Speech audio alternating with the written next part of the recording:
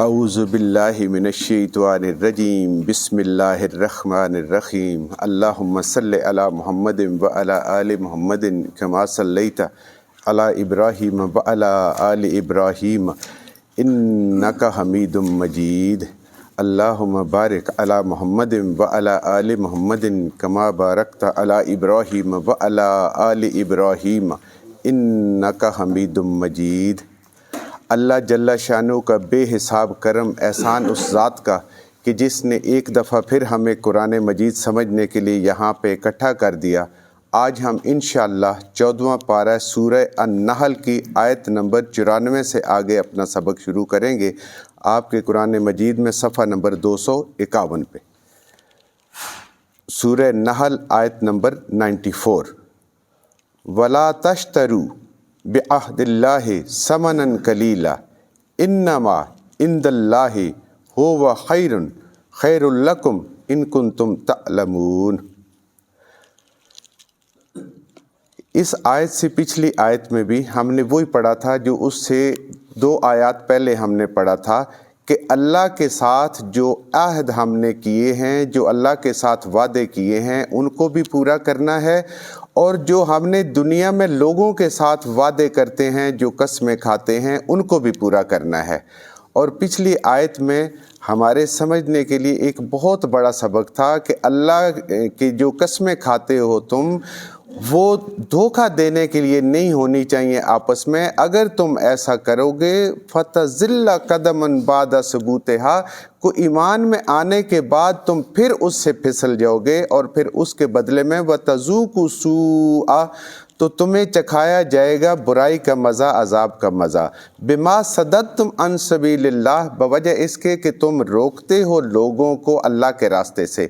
جب ایک ایمان والا جو ہے وہ دھوکہ دہی کرتا ہے، وہ فریب کرتا ہے، بے اصولی کرتا ہے، عہد شکنی کرتا ہے، تو اس کو دیکھ کے جب لوگ ایمان سے دور ہوتے ہیں، یا وہ ایسے گناہ کرتا ہے کہ جس کو دیکھ کے کہتے ہیں کہ اس مسلمان ہونے سے تو اچھا میں مسلمان نہ ہی ہوں، تو اللہ کی ذات کہہ رہے ہیں کہ وہ انسان جو ہے، وہ قومیں جو ہیں، جب روکنے کا سبب بنتی ہیں کسی دوسرے کو دین میں آنے کا، دین کی وہ شکل پیش کرتے ہیں جو ہوتی نہیں ہے، وہ عمل پیش کرتے ہیں جو جس سے اللہ نے منع کیا ہوا ہے، تو ان کے لیے وَلَكُمْ عَذَابٌ عَظِيمٌ، ان کے لیے بہت بڑا عذاب ہے۔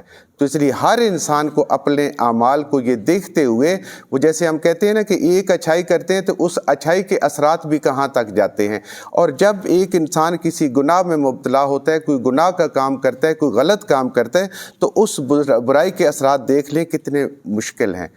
اللہ کی ذات کتنا ڈرا رہی ہے کہ مسلمان بھی ہو اور غیر مسلموں کے ساتھ مل کے شراب بھی پی رہا ہو، حرام بھی کھا رہا ہو، سارے کام کر رہا ہو، تو وہ کیسے مسلمان ہوگا؟ ماں بہن کی وہ عزت بھی نہ کرتا ہو کہ جو اللہ کی ذات نے اور اللہ کے نبی صلی اللہ علیہ وسلم نے ہمیں سکھائی ہے، تو لوگ کیسے مسلمان ہوں گے؟ جہاں جان کا، مال کا تحفظ اسلامی حکومت کے ذمے، اور وہاں وہ پورا اگر نہیں کرے گی تو لوگ کیسے مسلمان ہوں گے؟ اور اللہ کی ذات بڑا سخت حکم سنا رہی ہے کہ ایسے لوگوں کے لیے اور ایسی قوموں کے لیے عذاب عظیم ہے۔ وَلَا تَشْتَرُوا، اور نہ خرید و فروخت کرو، نہ بیچو، نہ مول لو، بِعَهْدِ اللَّهِ، اللہ کے ساتھ جو عہد کیا ہوا ہے، ثَمَنًا قَلِيلًا، بہت تھوڑا مول، پوری دنیا بھی مل جائے تو آخرت کے مقابلے میں بہت تھوڑی چیز ہے۔ تو اللہ کی ذات فرما رہی ہے کہ جو اللہ کے ساتھ تم لوگوں نے عہد کیے ہوئے ہیں، ان کا ایک دنیا کی تھوڑے سے فائدے کی خاطر، جو وقتی فائدہ ہے، اس کی خاطر اللہ کے اس عہد کو نہ بیچ دو کہ تھوڑی سی دنیا لے لو اور اللہ کے ساتھ عہد کیے، تھوڑا سا دنیا والوں کو خوش کر دو اور جو اللہ نے حکم دیا ہے اس کو توڑ دو۔ انما، بے شک جو عند اللہ، اللہ کے پاس ہے، ہو خیرن، وہ بہت بہتر ہے۔ یعنی اللہ کے پاس جو اجر ہے، انسان جو اللہ کی جب بات مانتا ہے، اللہ کے ساتھ عہد کو پورا کرتا ہے، وہ بہت بہتر ہے، خیر لکم، تمہارے لیے، ان کنتم تعلمون، پر شرط یہ ہے کہ اگر تم علم رکھتے ہو، اگر تم اس علم کے قریب آتے ہو، اگر تم اس قرآن کے قریب آتے ہو، تو پھر تمہیں یہ بات سمجھ آئے گی کہ اگر تم جانتے ہو تو اللہ کے ساتھ کیے ہوئے عہد کو تھوڑے سے مول کو اس دنیا کے وقتی فائدے کے لیے اس کو نہ توڑو، اور اللہ کے ہاں جو کچھ ہے اس کا اجر ہے وہ بہت بڑا ہے۔ تو جب انسان بات کرتے ہیں تو اس کی بات میں اتنا وزن نہیں ہوتا، اور میں تو پھر آپ کو پتہ ہی ہے کوئی عالم بھی نہیں ہوں، کوئی ایسی چیز بھی نہیں ہوں۔ تو اس آیت کے بدلے میں آپ کے قرآن مجید میں صفحہ نمبر 401 سورہ یاسین کھولیں نا، آپ کو بہت ایک چیز بڑی واضح نظر آئے گی۔ جب انسان قرآن سے دیکھتا ہے تو بہت سمجھ آتی ہے۔ تو آپ صفحہ نمبر 401 کھولیں اگر اپنے قرآن میں، سورہ یاسین جو ہم صبح شام ضرور پڑھتے ہیں، تو اس میں آپ دیکھیں آیت نمبر 59 سے اگلی آیت جو ہے، یہ آپ کی 5ویں لائن ہے آپ کے کلام میں۔ علم کیا نہیں عہد کیا علیکم، علم کیا نہیں عہد، کیا عہد علیکم تمہارے اوپر، کیا اے بنی آدم، یا بنی آدم ہے، اے بنی آدم کیا تو نے عہد نہیں کیا، کیا اللہ کہ ہرگز نہیں، تعبدو عبادت کروں گا، الشیطان شیطان کی۔ یہ عہد ہے اللہ کے ساتھ جو ہم باقی بھی تفصیل کرتے ہیں۔ اب یہ وہ سورہ یاسین ہے، اس عہد کو صبح شام ہم یاد کرتے ہیں، لیکن کیا پڑھتے ہوئے ہمیں کبھی یاد آیا ہے؟ ہر وقت انسان یا اللہ کی مان رہا ہوتا ہے یا غیر اللہ کی مان رہا ہوتا ہے، ہر گھڑی ہر لحظہ۔ اس وقت ہم یہ قرآن مجید سیکھ رہے ہیں، الحمدللہ ہم اللہ کی مان رہے ہیں۔ تو اگر کوئی اس وقت کوئی غلط کام کر رہا ہے تو وہ شیطان کی مان رہے۔ تو یہ ہے عہد، ہم نے اللہ کے ساتھ یہ عہد کیا ہے، انسان نے اللہ کی ذات کے ساتھ یہ عہد کیا ہے کہ اے میرے رب ہم شیطان کی نہیں مانیں گے، صرف اور صرف اللہ کی مانیں گے۔ یہ ہے ہمارا اللہ کے ساتھ۔ جب ہم اللہ کے حکم کو توڑتے ہیں تو ہم شیطان کی مان رکھتے ہیں۔ اور دیکھیں یہاں لفظ ہوگا اللہ تعبدو، کہ عبادت نہیں کریں گے شیطان کی۔ عبادت کا مطلب ہوتا ہے جس کی بات مانتے ہیں اس کی عبادت کرتے ہیں۔ جب ہم غلط کام کر رہے ہیں، کبھی نفس کی مان رہے ہوتے ہیں، کبھی برادری کی مان رہے ہوتے ہیں، کبھی معاشرے کی مان رہے ہوتے ہیں، کبھی کسی اور کی مان رہے ہوتے ہیں، تو اس وقت ہم اس کی عبادت کر رہے ہیں۔ اور جب کہ ہم کہتے ہیں ایاک نعبد و ایاک نستعین، اے اللہ صرف تیری ہی عبادت کرتے ہیں اور تجھی سے مدد مانگتے ہیں۔ اور پھر اللہ نے کہا انہ لکم عدو مبین، بے شک شیطان تو وہ ہے جو آپ کا کھلا دشمن ہے۔ سب کو پتہ ہے کہ شیطان کھلا دشمن ہے۔ اب یہ اللہ کے ساتھ عہد ہے کہ ہم نے شیطان کی نہیں ماننی، غیر اللہ کی نہیں ماننی، صرف اور صرف اللہ کے احکامات کو ماننا ہے۔ یہ ہے اللہ کے ساتھ عہد۔ تو ہم کیا کرتے ہیں؟ ہم چھوٹا سا کام کرنے کے لیے حرام پیسے پکڑ لیتے ہیں، ہم شیطان کی مانتے ہیں، ہم نظروں سے غلطی کر دیتے ہیں، ہم ہاتھ پاؤں سے غلطی کر دیتے ہیں، ہم دوسرے کے حق مار لیتے ہیں۔ یہ ساری چیزیں، یہ سب شیطانی چیزیں ہیں۔ اور اللہ کی ذات کہہ رہا ہے کہ اس دنیا کے فائدے کی خاطر، تم تھوڑے سے فائدے کی خاطر میری آیات کا سودا نہ کیا کرو۔ اب میرے بھائیو دیکھو، یہ صبح شام یاسین پڑھنے کا مطلب یہ ہوتا ہے کہ اس کے اندر جو اللہ نے ہمیں کہا ہے ہم اس کو سمجھیں۔ ہم کہتے ہیں ہم نے لفظ پڑھ لیا، ایک لفظ کا ہمیں 10 نیکیاں مل گئی، ضرور ملتی ہیں، لیکن عمل جب ہمارا صحیح ہو جائے گا، یہ نہ ہو کہ ادھر تو نیکیاں حاصل کریں اور جب اللہ کے حکموں کا عہد کا پتہ نہیں ہوگا اور ساتھ ہی اس کو ضائع کر دیں گے۔ شیطان تو ضائع کروانے کے لیے بھی پیچھے۔ تو یہ اللہ کے تمام احکامات کو اس دنیا کے تھوڑے سے فائدے کی خاطر بیچنا نہیں ہے۔ اللہ تعالیٰ انسان کو سمجھا رہا ہے، کیونکہ اللہ کے پاس جو اس کا اجر ہے وہ بہت بڑا ہے، بشرطے کہ تم کو اس قرآن کے ساتھ، اس علم کے ساتھ جڑنے والے ہو جو، اس کو سمجھنے والے ہو جو۔ وَمَا عِندَكُمْ، اور جو کچھ تمہارے پاس ہے، يَنْفَذُ، ختم ہونے والا ہے۔ اے انسان جو کچھ تیرے پاس ہے، تو یہ جو اللہ کی آیات کو بیچ کر رہا ہے یا اور تو کما رہا ہے، جو تو ناجائز اکٹھا کر رہا ہے، ما عندکم، جو کچھ تمہارے پاس ہے، ينفدو، وہ ختم ہونے والا ہے، وہ بہت ہی کمزور چیز ہے۔ وما عند اللہ باق، اور جو کچھ اللہ کے پاس ہے وہ باقی رہنے والا ہے، ہمیشہ ہمیشہ کے لیے رہنے والا ہے، اس میں اختتام نہیں ہے، وہ کبھی ختم ہونے والا نہیں ہے۔ تو انسان اس طرف جائے نا کہ جو کبھی ختم ہونے والا نہیں ہے۔ اپنا مال تو کب ہے؟